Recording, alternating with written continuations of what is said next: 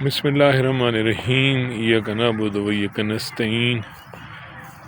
میرے پاکستانیوں، ہم کب تک اس طرح ذبح ہوتے رہیں گے بم دھماکوں میں؟ جو کل اسلام آباد میں دھماکہ ہوا اور اس میں جو کیجویلٹیز ہوئیں، اب تو دل دماغ کام نہیں کر رہا۔ کیوں؟ وہ اتنے لوگ ایک دم مار دیے جائیں اور جن کا کوئی قصور بھی نہ ہو۔ وہ مسجد میں اللہ کا نام ہی لینے گئے تھے، وہ کیا کرنے گئے تھے وہاں پہ؟ کیوں ان کو اس طرح بے دردی کے ساتھ مار دیا گیا؟ کیوں؟ اس کا کون رسپانسیبل ہوگا؟ کیا میرے پاکستانیوں کا خون اتنا سستا ہو گیا کہ کسی کو کوئی پتہ ہی نہ چلے اور کوئی پوچھنے والا نہ ہو کہ کیوں ایسا ہوا ہے، کس نے ایسا کروایا ہے، یا کوئی مانے ہی نہ کہ یہ کس کا فیلئر ہے؟ نہ گورنمنٹ مانے، نہ ریاست مانے، نہ ریاستی ادارے مانے، نہ ایجنسیز مانے کہ یہ کس کا فیلئر ہے۔ یہ کون کروا رہا ہے؟ یہ کون ہے جو ان لوگوں کے ساتھ مل کے ہمارے ملک کے لوگوں کو اس بے دردی سے شہید کیا جا رہا ہے، قتل کیا جا رہا ہے؟ کون ہے اس کے پیچھے؟ میرے پاکستانیوں، آپ سارے مصیبتیں برداشت کر کے میرے خیال میں اتنے ضرور سمجھدار ہو گئے ہوں گے کہ آپ کو اپنے مجرم کا، اپنے ملزم کا پتہ ضرور ہوگا۔ بے شک اپنے منہ پہ آپ بات نہ لائیں تو آپ کو پتہ ضرور ہے کہ اس کی کڑیاں، اس کی نقطے کہاں ملتے ہیں۔ یہ پاکستان کے ساتھ کون کر رہے ہیں؟ حالانکہ پاکستان تو وہ ملک ہے جس کا مطلب ہے لا الہ الا اللہ۔ تو لا الہ الا اللہ تو لوگوں کو سیکور کرتا ہے، حفاظت کرتا ہے، اور یہ لوگ ہیں کہ ہمیں مارنے پہ تلے ہوئے ہیں، اور کوئی سیکورٹی نہیں تھی۔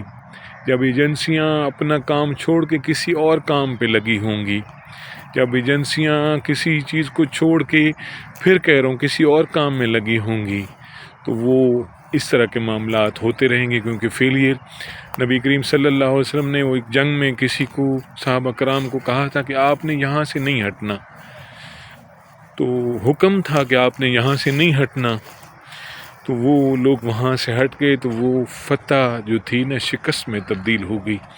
اسی طرف سے لوگ جو آپ کے دشمن تھے وہ اسی رستے سے آ گئے، اور صحابہ کرام بہت جلدی مال غنیمت کے چکر میں پڑ گئے تھے، تو وہ معاملات ہمارے فتح والے شکست میں تبدیل ہو گئے۔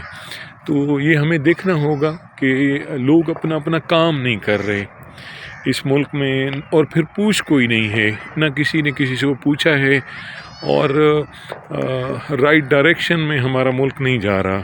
ہمارا ملک دن پہ دن پیچھے وہ منیر نیازی صاحب کا شعر بھی ہے، وہ کسی نے کہا ہے، وہ انہوں نے فرمایا کہ اس ملک پہ آصف کا سایہ ہے کہ کیا ہے منیر، کہ فاصلہ تیز ہے مگر راستہ کم نہیں ہوتا۔ یہ کیوں ہو رہا ہے ایسا؟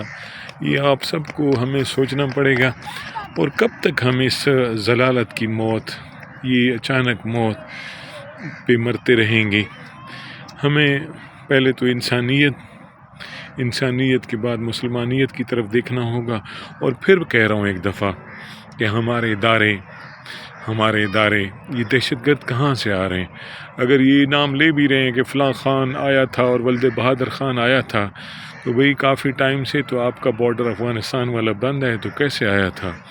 بہت سارے کویسچن اٹھتے ہیں۔